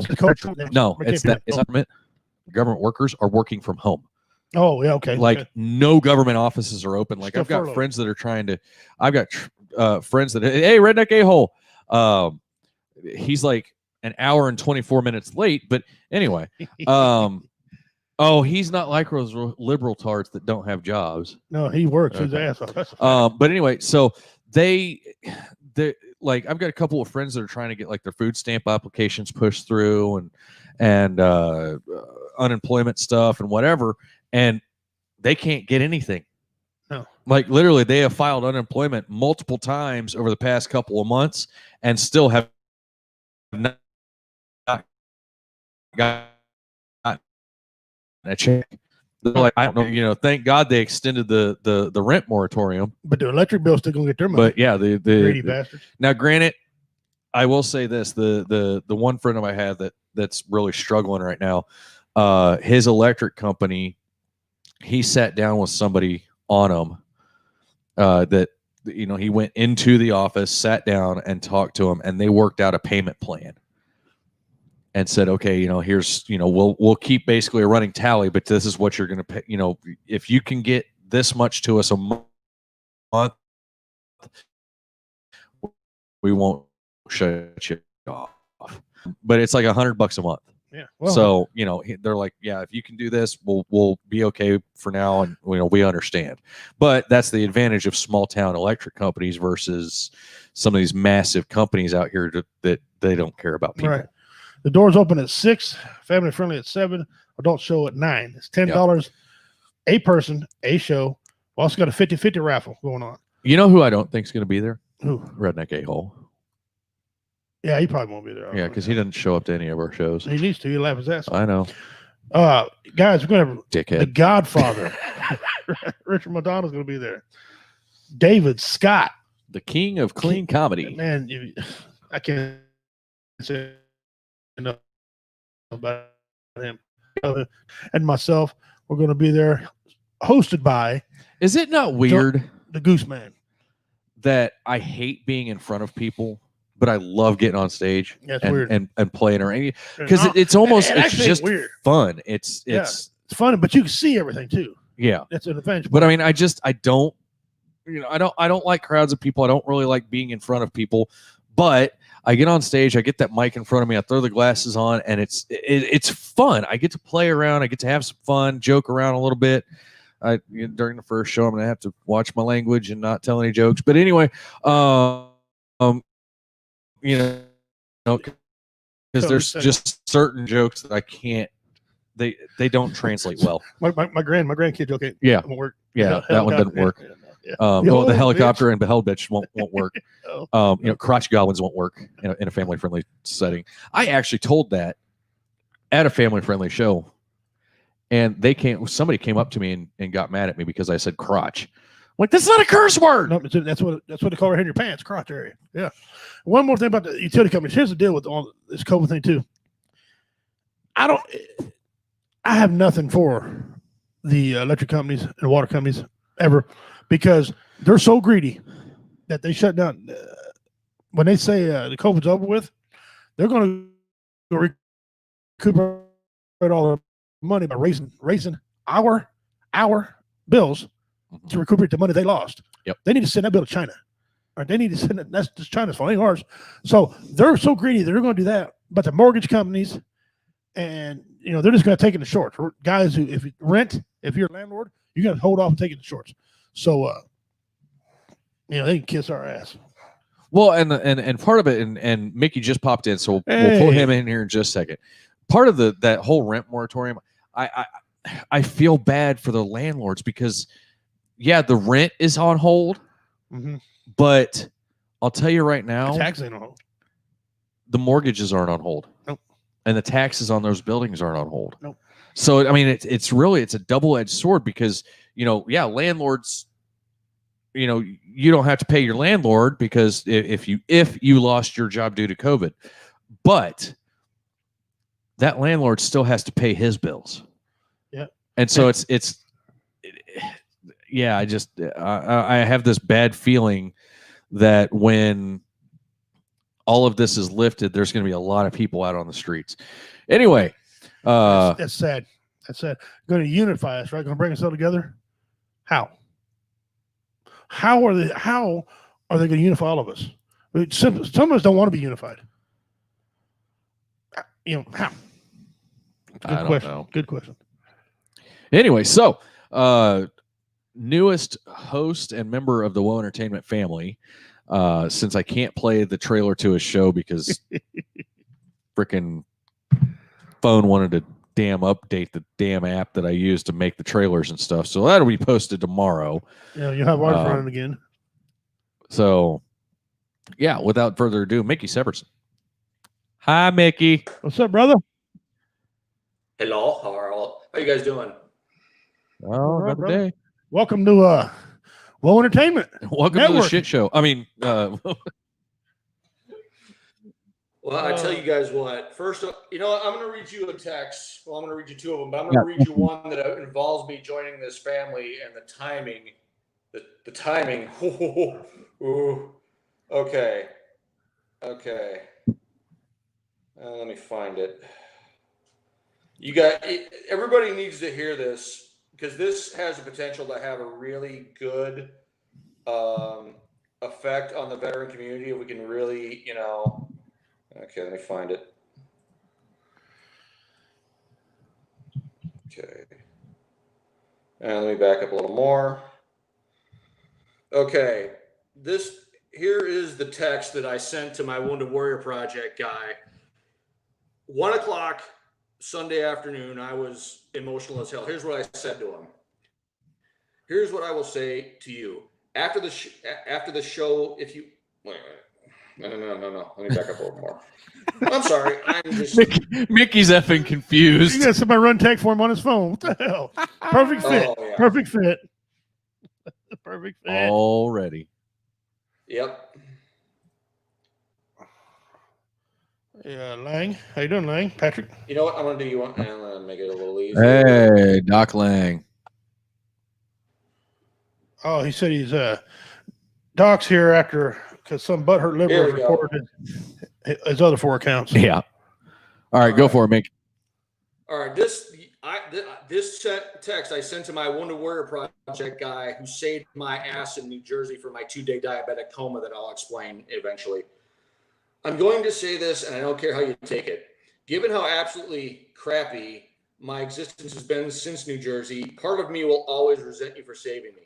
I should have died in New Jersey. I sent him that text at 1 o'clock. You sent me the text asking me if I wanted a show at 1:05. Good save. Good freaking save. Well, and the thing was, and really, I don't know if I explained it to you how this really came to, and turned into me actually texting you to see if you wanted to do a show. Athen, on 1700 somewhere had mentioned, Mickey really, Mickey's a funny guy. He should really do a show.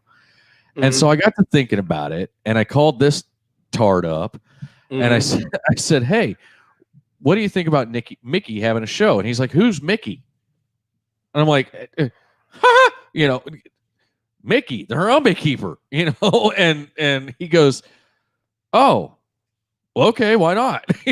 But I had to explain to him who Mickey was. I'm like, the only Mickey that watches the network every show. Here's what I want to do with the show, besides make people laugh by making a stark raving ass of myself from time to time. You? Oh, no, yeah. never. Oh yeah, totally. I want to do things. I have a story because I'm writing a book. Well, it's pretty much finished, and I'll explain the whole mess later. I want to, when you tell your story right, people are going to feel one of 3 things: shame, fear, or inspiration. I'm just going to tell my story, and you're going to feel what you're going to feel. Okay. And so you're going to hit people in the fields. Oh, I'm going to shove them in front of the Fields freight train, and they're going to get splattered. Okay. Now, This coming from the guy who every time I post something like, again, damn you for making me feel feels. Yeah. I'm going to share something with you, and the timing of this is, to me, it's divine providence, whatever you want to call it. Here's the thing. I need to do this show with you guys in the sense that I have been a curmudgeon, a foul-tempered pain in the ass for a long time. And I've had a couple of incidences recently where my sensitivity, where I've just gotten blasted in the fields. I'm going to read you another text real quick. Okay. This chick pushed me in front of because I've been writing a book for the last 8 years. I've gotten rather adept at protecting identities, and that's all fine and good. But I need to read this to you to kind of give you an idea where my headspace is at when I'm dealing with people. You know what? I need this out of my system, so I will text you what I wanted to say and get back to trying to figure out if I can make this trip to where I'm currently at work. I find you to be a beautiful and wonderful woman. I've been saying for a couple of years now that once I finish my book and 2 or 3 other projects that need attending to, I will go ghost and never be seen again for the foreseeable future because I felt so flawed and burned out. When I said that you inspired my trip, I wasn't being sarcastic. I had been planning to go there for a while to get this procedure done, but you having made sweet love to me made me feel so supremely alive that I knew it was time to stop making excuses and get help in fixing what desperately needs fixing. You know, I've been told that I'm fairly proficient at observing the human condition, so here's something that I've observed. When someone walks away and gives up on love as they are proverbially walking away, I believe that part of them, in the deepest part of their heartbroken soul, is holding out hope that someone will call out to them and say, "Don't go. I want to be with you, to love you, to inspire your happiness, and to carve out a life with you in this crap storm of a life that we're currently stuck in." I know you have your little corner of the world that you need to focus on carving out, but if you ever want to be called out to in that way, come find me and I'll say it to you with all the sincerity I can muster. That's what she did to me. She shoved me in front of the field spray train and I got splattered. And the problem, here's the thing. Here's the thing. When you've been a curmudgeon for as long as I have, it's like holding a grip. You're going to get tired. And maybe this needed to happen to make me see I need to do this to help veterans so I feel like less of a heathen. And it's like a go, no-go station where it's like, am I actually capable of doing this? I need that. So the timing of this is really interesting and beautiful. So that's why I'm looking forward to doing it, because I want to be able to say to the veteran community, I've given you this. Murphy's Law of Combat Operations states, no plan ever survives first contact. Here's the plan, blow the hell and improvise from there. There you go. Right. That's my mission for right now. Right. And you know, it's great. You know, and I love the fact that I was actually nervous whenever I approached you about it, because you are a damn curmudgeon. What the hell is a curmudgeon? An asshole. Grumpy as hell. Grumpy asshole. Yeah, there you go. You just say that. I don't want to. I like saying it my way better. Anyway, hold on. I want to put this picture up on screen.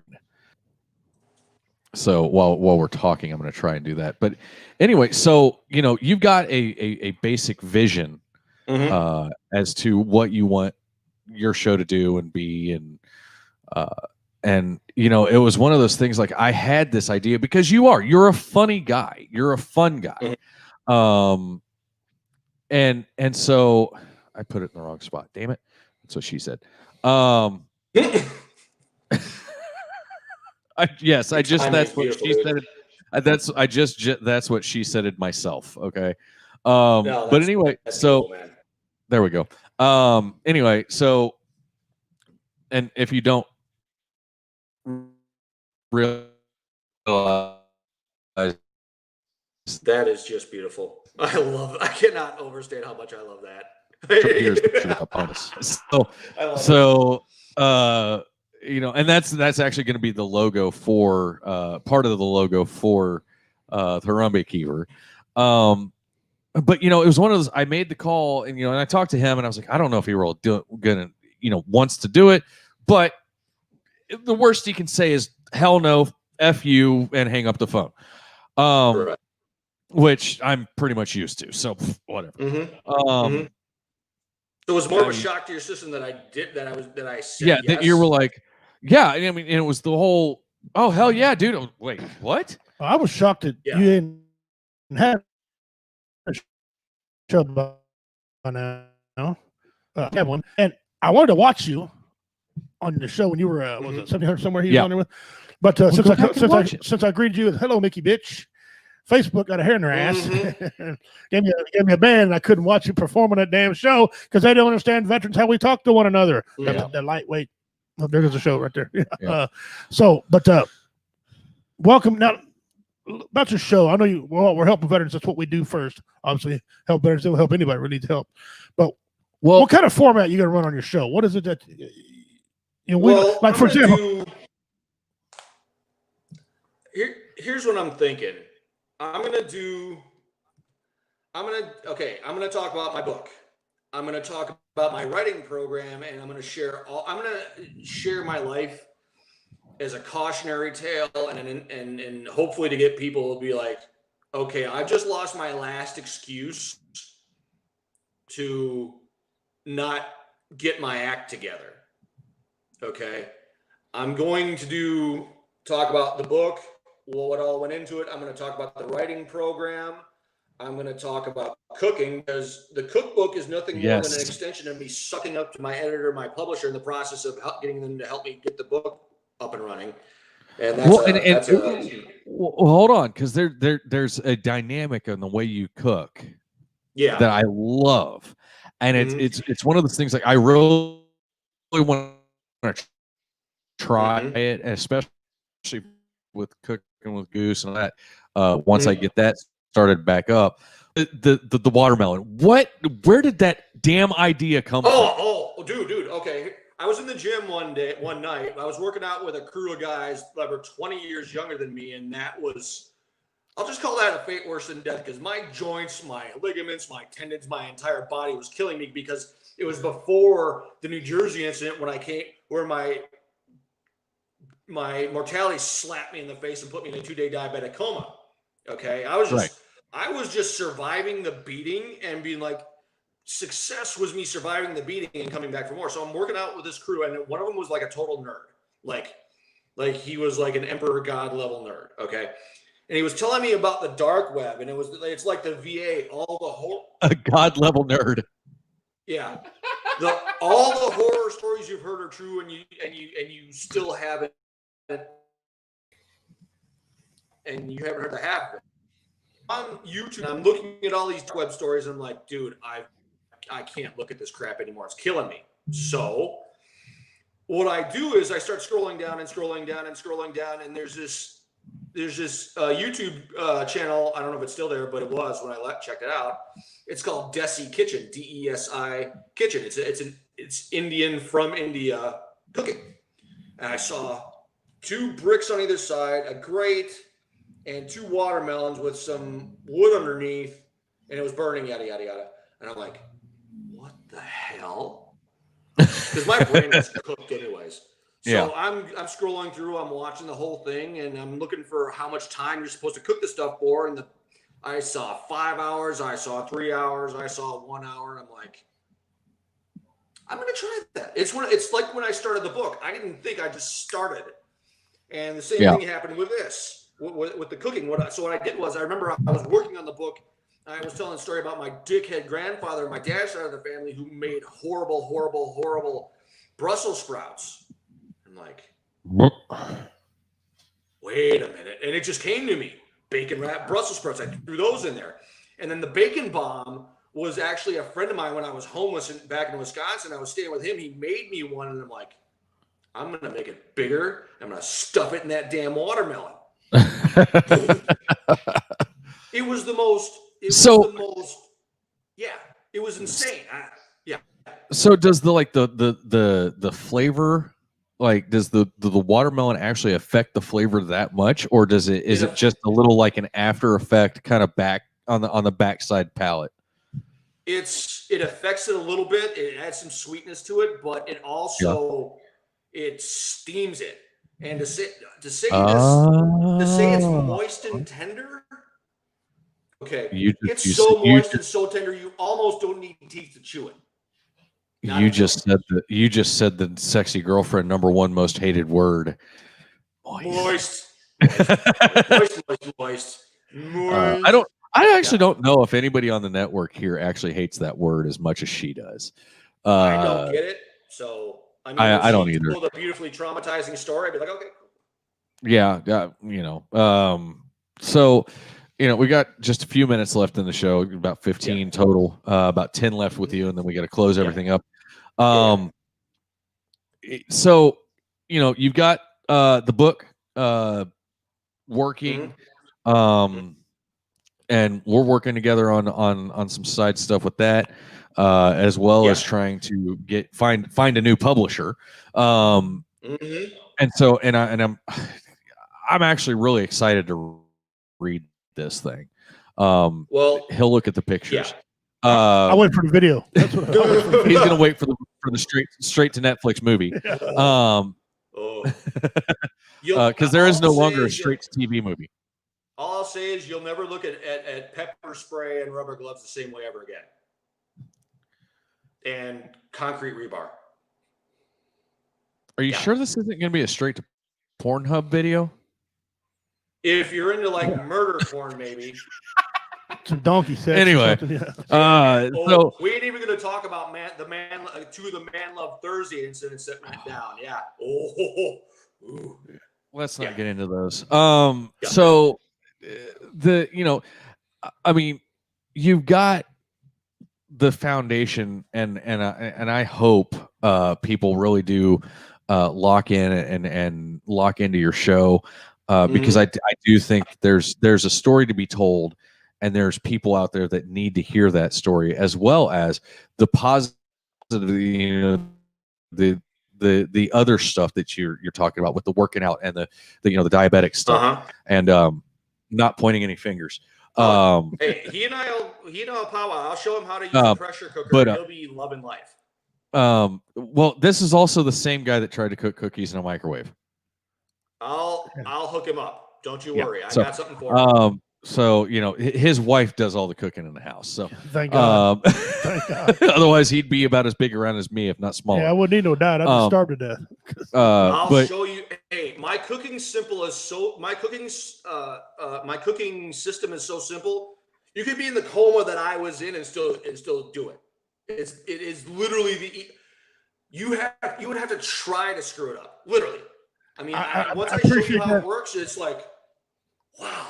It's like retarded monkey simple. I appreciate that, but I have awesome extensive knowledge of food, just on the eating side. Okay. I'll show you how I do it. Don't you worry. But so I'm super excited to get involved in the cooking side, because me, I love to cook. I love to make stuff. I like to play with flavor and have fun. And I'm really, because for me, cooking is a form of therapy. It's kind of one of those things, whenever I start getting into it, everything else kind of melts away, and I just start playing, and I'm like, ooh, I wonder what this would taste like with this and this and this. And whenever I get into that mode, Show Wife literally does this. Yeah. She's like,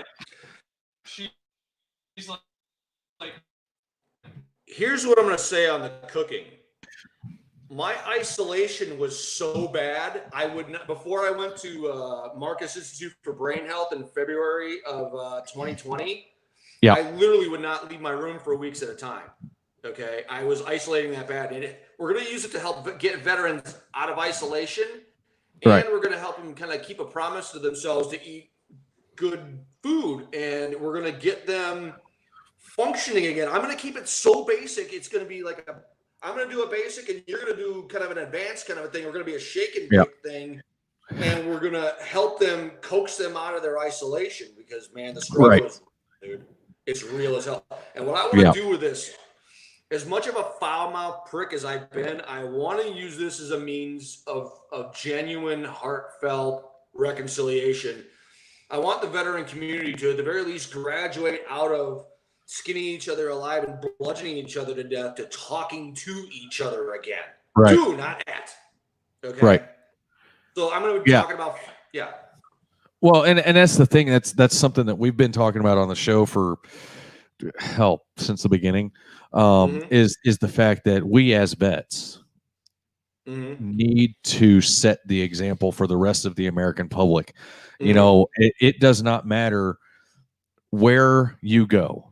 9 times out of 10, and now granted there are those few exceptions, that if you are in an area and you walk into pick a freaking store, you're going to run into, whether you know it or not, you're going to run into a minimum of 5 other vets. Yeah. And I would almost, in larger areas, I would almost up that number to 30 or 40.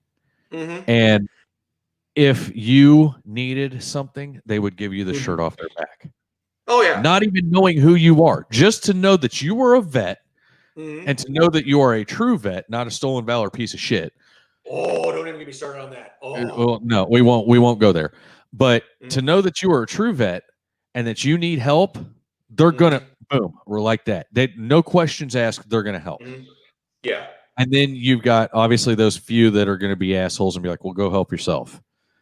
Here's what I'm going to say. Normally, they're I'm from gonna the Air say- Force. So, no, I'm kidding. Yeah. oh, the things I could say right about it. Now, here's what I'm going to say on this. The problem with the veteran community right now is we're in peacetime. We don't have an enemy to fight with. Guess who we're going to fight with? We're going to fight with each other because it comes down to a loyalty thing, a question of loyalty. And the person. Well, yeah, you got 3 jarheads on the show right now. Yeah. So we need to find a mission where we're engaged in a way where we're working together and not skinning each other alive and beating each other half to death to the point where one veteran will just walk off because it's like, yeah, I'm not moved for this crap, Right. And before this, I was just going to walk away once the book was published. Like, I'm talking hermit in the middle of the woods, scary as hell. Walk Like, away hey, here's my book. Read it. Mic drop. I'm out. Yeah, that was going to be it. And I think I need this because I need this so I can say I'm trying to be a part of the solution because God knows I've been part of the damn problem. Anybody who knows, Right. go over to a couple of other different shows and the hatred it's real, and to an extent I'll own it. It's to an extent it's warranted, but they're extenuating circumstances that were never discussed. And I'm going to share one thing with you. The problem with me writing the book. 2 of my guys, I got really protective of. In principle, I had the right to be protective. The problem is, I went full bull in a china shop after having snorted a pound of crack level protective, and that did more damage than it did good. And I gotta Right. and I gotta own. But that's. Right. But on the same note, that's something that we as vets are kind of known for, especially Marine vets. Mm-hmm. We are overly protective of our own, whether it be a Marine or any other vet or anybody else that we consider family. And so to gauge that reaction and not take that reaction in stride, knowing how we are, that's kind of one of those. What do you do? But anyway, Mickey, super excited about the show coming up. The Harambe Keeper will be on Thursday nights at 6 p.m. Central, 7 Eastern. Is that what we said? I think so. Yeah, that's cool. Yeah, that's what we said. I've slept since then, kind of. And then we'll a couple things. I just stay with things like we want you to pimp out and stuff like that. Yeah. Other than that, brother, we're looking forward to your show. Yeah. Looking forward to see the format, and I hope you have an experience that Justin and I had. We got to a point we wanted to quit. We did. We didn't want to. We were tired. Yeah. We had a gentleman who was a big fan of ours who watched our show. I think he was actually watching. Mickey's seen that show, and he said, "I need help." And everybody, including the fans, everybody started helping this guy. Stan Moore, you remember Stan Moore? Helped him. 3 months later, he died of a massive heart attack. Damn. But then we helped his wife, and we had band members that helped. Yep. Other people. It was just a great feeling, and that kind of rejuvenated. Yeah. And I hope you, not the shutdown part, but I hope you go through, have something happen on your show that really validates what you do, and kicks you forward and make you really want to go after it, real good. Yeah. So, so we are down to our last 5 minutes in the show. So all right. I need to do our normal closeout. And like I said, Thursday nights, it won't be this Thursday. It'll be next Thursday night. Right. Will be the premiere of the Harambe Keeper, featuring Mickey. And now you're the only host. Butcher your last name anytime I say it. Go for it. You are the only host. I am going, as far as being real and putting myself out there in a way that will inspire veterans to get their act together. I'm about to go, if everything works out the way I hope it will over the next day or two. I got stuff I got to do. I got some begging and humbling myself to do. we are going to go to a level of real that is going to cause people to crap bricks. I've got something going on right now. I'm about to bring a level of real, raw, and honest. Nice. You're about to step in front of the damn field. You're about to step in the front of the field strike train, and you're gonna get splattered. I'm just letting you know that now. And next, the first episode will be a foundational episode in which I explain myself as far as my thought process is concerned, so you know where I'm coming from and you know what to expect. Right. And again, you guys catch him here on Whoa Network. Only on the Whoa Entertainment Network. That's right. So with that being said, everybody, please, if you are having issues, whether it's post-traumatic stress, whether it's anxiety, whether it's depression, whether it's you're mad at your brother's, uncle's, girlfriend's cat, reach out to somebody. Excuse me, and my throat is still freaking dry. I've drank almost the entire soda. Reach out to somebody, guys. Somebody cares, whether it's Mickey, whether it's me, whether it's Richie, whether it's anybody in the comments. Trust me, somebody cares. We love you guys. We want you to succeed and be happy and just continue on in life, because there are always people who care. With that being said, much love to you all. For Richie, for Mickey, for everybody here at the Whoa Entertainment Network. We'll see you guys next week right here. Same bat time, same bat channel. Much love, y'all.